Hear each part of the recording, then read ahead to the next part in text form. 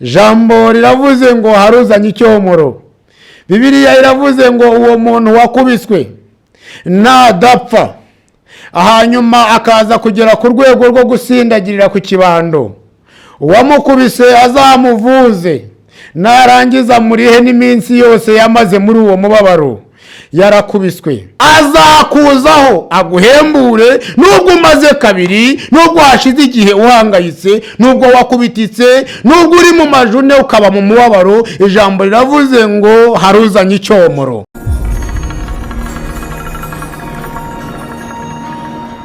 Turagushimiye Mana yacu, tugushimiye kugira neza kwawe, tugushimiye ko uyu munsi nanone kandi uduhaye amahirwe yo kuboneka aha kuri Kago Cinema TV kugira ngo dutangarize abantu ko Yesu ari umwami, tuganire ku ijambo ryawe.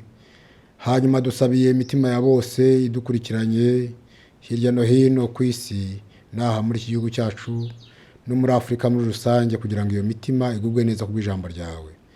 Nuko Umwuka Wera ashorera ijambo ryawe arisingiriza imitima yose hamwe n'intego y'ijambo ryawe, ko abantu bagira ihumure bagakomera, imitima ya bose ihumurizwe n'ijambo ryawe.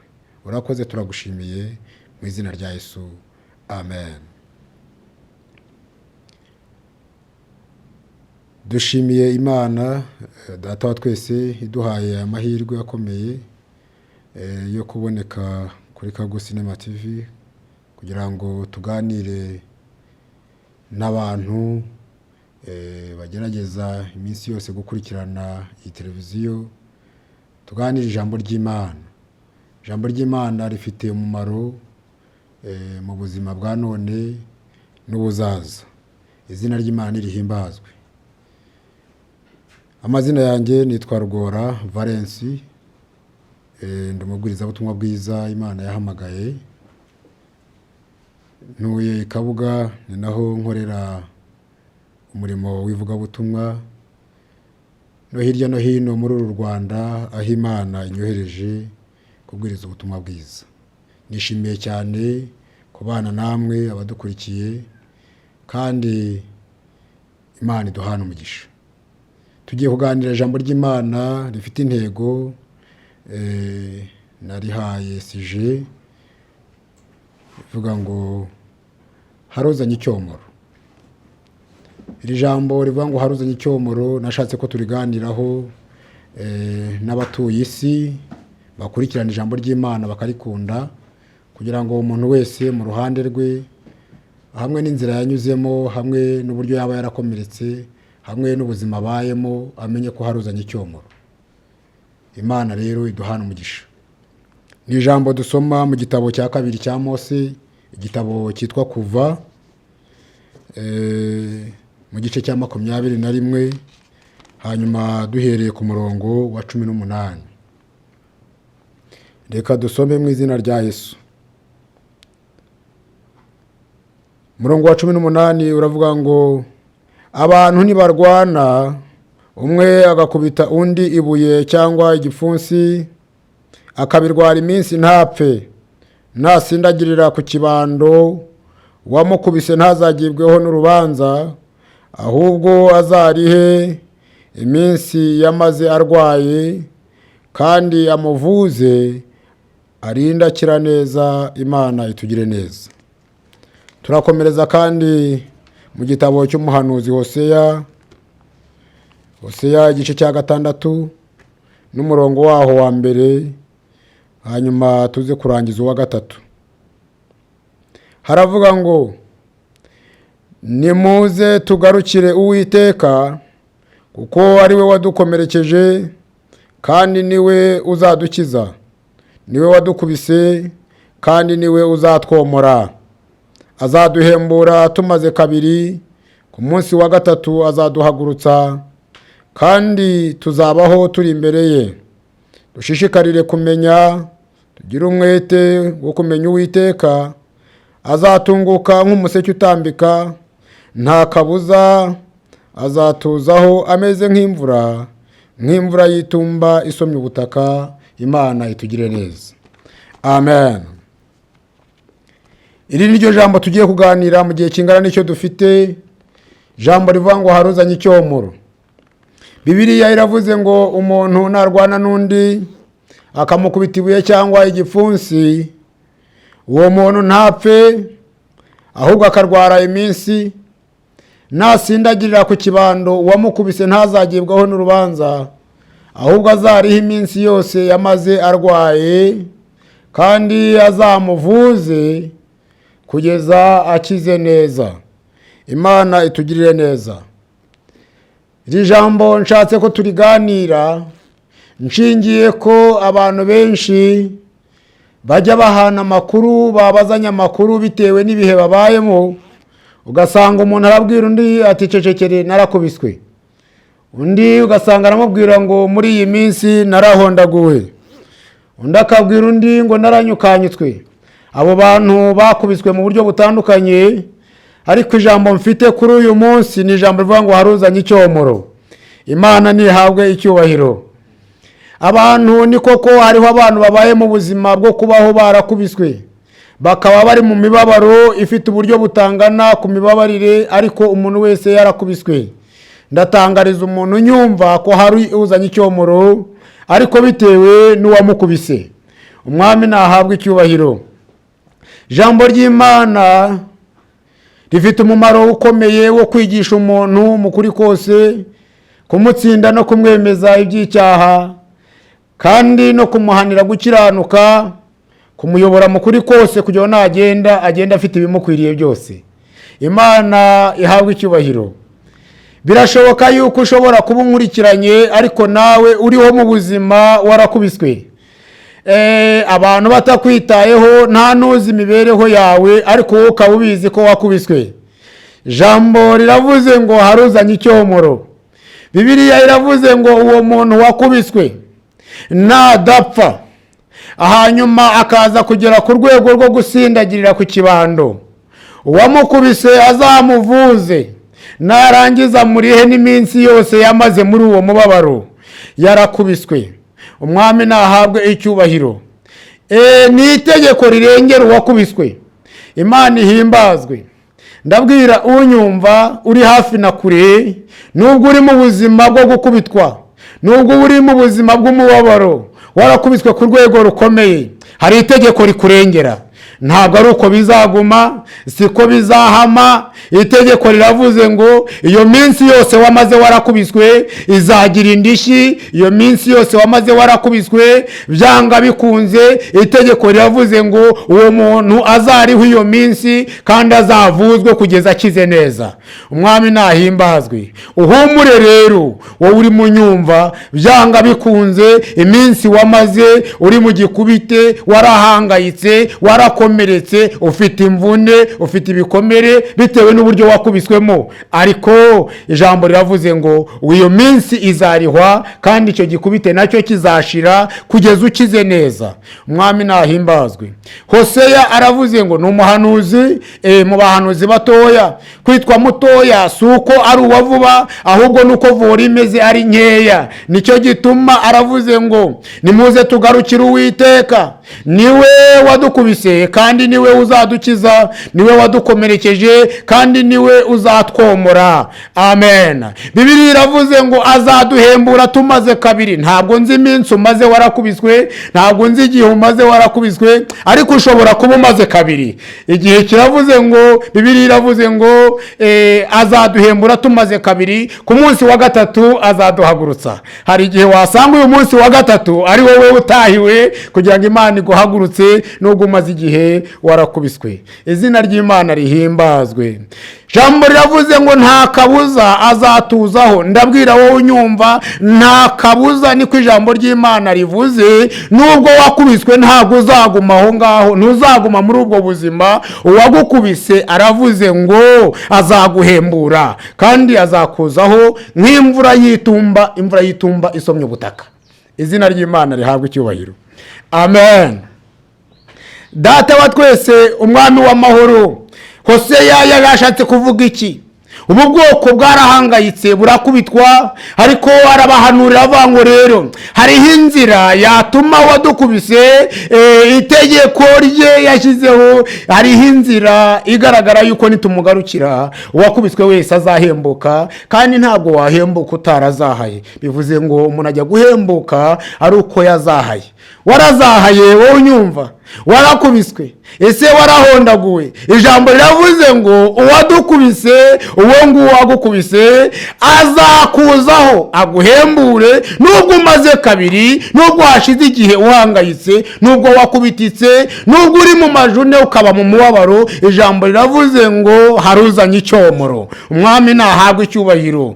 hariho igihe umuntu agira ubwihebe bitewe n'ubuzima abayemo, akavuga ngo mbese amaherezo y'ibi bintu azaba yahe? ijambo nazanye kukubwira ni uko iminsi wamaze warakubiswe, iminsi wamaze warazahaye, iminsi wamaze waratagangaye, ijambo riravuze ngo azarihwa iminsi yose yamaze. iminsi yose yamaze yarakubititse ari mu gahinda. abantu bafite ibikomere bitandukanye, abantu bafite imibabaro itandukanye, abantu bafite imvune zitandukanye, abantu bahondaguwe ku buryo butandukanye, barakubiswe ku rwego wenda rw'ikirenga, ariko najye nkubwire ngo siko bizaguma. hariho umunsi wawe w'umunezero mu gihe uzaba usingiriye icyomoro, Imana ije kukomora, Imana ije kukunga, Imana ije kukuzahura, Imana ije kuguhembura. iravuze ngo nubwo umaze kabiri, ku munsi wa gatatu azongera kugarukeho, azaguhembura, kandi azakuzaho ameze nk'imvura, imvura itari nk'iyo mu mpeshyi, imvura itari iy'ibura, ahubwo ari imvura y'itumba, imvura y'itumba isomye ubutaka. izina ry'Imana rihimbazwe. komera, umutima wawe ukomere. ntabwo yagukuyeho amaboko, ntabwo yakuretse, ntabwo yakwibagiwe. irabizi ko ubaye mu buzahare, irabizi ko ubaye mu gukubitwa, irabizi ko ufite agahinda, kurya ari dawe uri mu ijuru, kwishyura inzu bigoye, kwigisha abana byanga, ariko yagukubise niyo izakomora, izaguhembura. umaze kabiri, ku munsi wa gatatu izaguhagurutsa. burya nawe uzema. abantu bakubonye waricajwe bazakubona warahagurukijwe, abantu bakubonye warazahaye bazakubona warazahutse, abantu bakubonye warakubiswe bazakubona waromowe, warakijijwe ibikomere. izina ry'Imana rihabwe icyubahiro. ndinginga wowe unyumva kugira ngo wizerere Imana muri Kristo Yesu, umenye neza yuko iyo ukubiswe n'Imana, Imana iragaruka ikakomora. iyo wazahaye ukazahara, Imana ariyo yabigizemo uruhare, ukajya muri iyo kadire, Imana niyo igaruka kandi ikakuzahura. umwami nahimbazwe. nagira ngo nkubwire ngo wowe unyumva, iyakwimye niyo yahaye abandi, kandi nawe ufite icyo ufite umenye ko iyaguhaye ariyo yimye abandi. Imana nihabwe icyubahiro. hahirwa umuntu wiringira Uwiteka, Uwiteka nawe akamubera ibyiringiro. ijambo riravuze ngo uwo muntu azariho iminsi yose yamaze yarakubiswe. sinzi igihe umaze, wenda umaze umwaka uri mu bukode, wimuka, byaragoranye kwishyura n'inzu, umaze igihe kinini waricaye kubera yuko sikorofizi zabuze, ugasubira iwanyu. ijambo riravuze ngo iminsi yose wamaze warakubiswe izaguhembura. umaze kabiri, ku munsi wa gatatu izaguhagurutsa. ukubonye uhagurutse azamenya ko hari iguhagurukije. mu gihe uzabyatuza akanwa kawe, mu gihe wizera ukavuga uti namaze igihe narakubiswe, ariko habonetse imbaraga z'Imana, Imana yarampagurukije. abari bakuzi warazahaye, nuzahuka ntuzabigira ubwiru, uzatangariza abantu ko hari uzana icyomoro, umuntu yarakomeretse, Imana ikamwomora. izina ry'Imana rihabwe icyubahiro. komera kandi ukomeze. niba utari wizera, ugira umutima ukwemeza kwizera, umenye neza yuko hejuru y'ibiremwa, hejuru y'ibintu byose hariho Imana yabashije kubirema, kandi ikabirema ibyo ngibyo biboneka, yabiremye mu bitaboneka. aho niho nawe uri. matiyeri zawe ntabwo zavuye mu biboneka, ahubwo byavuye mu butware bw'Imana ishobora byose. iyo niyo ukwiriye kwizera, ukamenya ngo nubwo uri muri ubwo buzima, ahari wiyiziho abandi batabukuziho, ahari abantu bakuziho utabwiye ntiwayikuramo, hari yabugukuramo ikakugeza aho abandi bageze ndetse ikanahakurenza, kuko ijambo rivuze ngo nta kabuza izakuzaho iguhembure,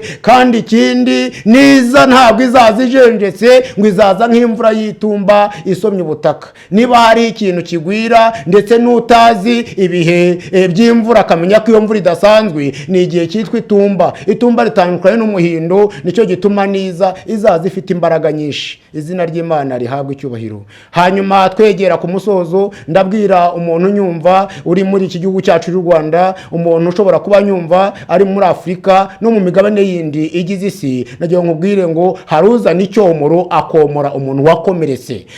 Imyaka waba umaze iyo ari yo yose ntibikuraho yuko hari uwemerewe kuzana icyomoro akaza akakomora. Erega bariya bose ubona bagenda bamwenyura, abafite amashimwe, mbere yuko bashima bahoze bafite ibibazo baranabisabira, ariko umuntu wese abona ishimwe ari uko yaciye mu kibazo, kandi umuntu wese ufite igisubizo aba yarabanje kubona ikibazo. Umwami nahabwe icyubahiro. Uri mu bibazo none hakurikiyeho ibisubizo, uri mu bisubizo none byashoboka yuko hakurikiraho ibibazo. Nicyo gituma ukwiye kwitwara neza mu buzima bwawe urimo bwa none. Izina ry'Imana rihimbazwe. Hanyuma ndavugirira ijambo kugira ngo umuntu wese wari uri muri kadire yo kwitwara agatekereza yuko wenda ibyarimo aho ageze yahagejejwe n'ubwenge cyangwa se amaboko n'imbaraga ziwe, nagira nkubwire ngo byose byavuye ku Mana. Ubuzima bwose umuntu abamo buba bwaravuye ku Mana, bube ari ubuzima bushimishije, bube ari ubuzima bubabaje, nta na kimwe kiba cyaratunguye Imana.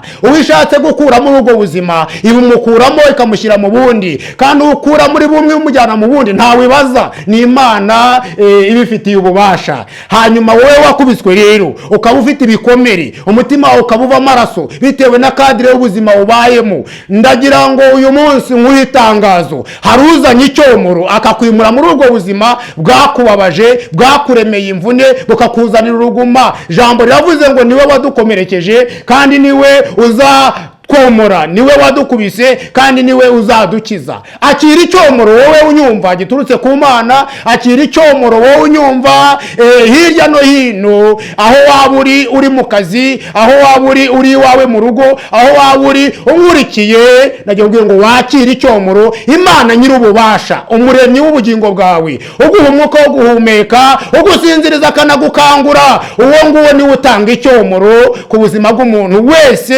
abaye butamushimishije. Umwami nahabwe icyubahiro. Uri mu bitaro umazemo amezi menshi, kandi iyo urebye usanga ubushobozi bumaze kugushirana, uratekereza yuko iyo ndwara ahari izaguhitana. Imana Data wa twese ifite ububasha bwo kugukiza uyu munsi ntawe iciyeho, kubera yuko niyo yica kandi kanakiza. Urabyemerewe gukira bivuye mu biganza by'Imana, kandi no gupfa nabyo biva mu biganza by'Imana. Ariko ndagutangariza yuko iyo Mana iyo yizeye niyo ifite imbaraga z'agakiza, yakubyutsa kuri icyo gisasiro, yagusohora muri ibyo bitaro. Imana irabasha, Imana irashoboye. Niyo yadukubise kandi niyo izatwomora, niyo kandi yadukomerekeje niyo izadukiza. Izina ry'Imana nirihabwe icyubahiro. Urakoze wowe unkurikiranye wakiriye ijambo ry'Imana, nagiye nkubwire ngo akira icyomoro hirya no hino aho uri, umenye ngo iyagukubise ni nayo izakomora.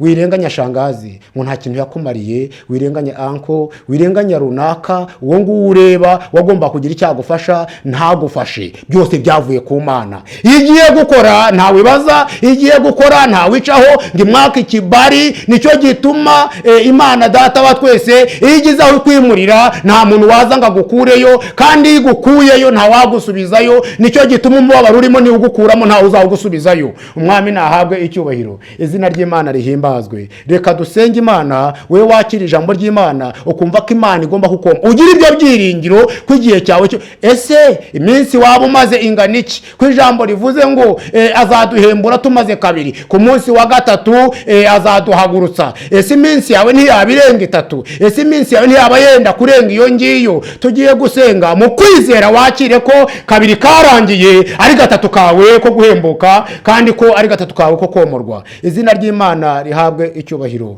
Nuko we wakira ijambo ry'Imana ugabana umugisha nanjye mu izina rya Yesu. Amen. Urakoze Mwami Yesu ko abantu bawe bakiriye ijambo ryawe. Abantu ni koko barakubiswe hirya no hino mu buryo butandukanye, ariko nyiri ibihe byose amaso yawe byose arabireba akabyitegereza. Hashingiwe ku mibare y'igihe abantu bamaze barakubiswe, data wa twese mwiza, abandi barazahaye bafite ingoma zikomeye, uravuze ngo uzabahembura kandi uzabazaho nk'imvura y'itumba isomye ubutaka. Nuko umuntu wese wakira ijambo ryawe yizerere muri ryo ko igihe cye cyo gutabarwa kigeze, kandi ko mwami imirindi yawe ayumve kuri we, ayumve mu buzima bwe, kuri Imana imujeho nk'umutabazi. Wari utakaje ibyiringiro agumana ibyiringiro, kuko uri Imana ibasha guhembura abantu ndetse ikabazaho imeze nk'imvura y'itumba isomye ubutaka. Urakoze. Abakira ijambo ryawe bahabwa umugisha mu izina rya Yesu, amen.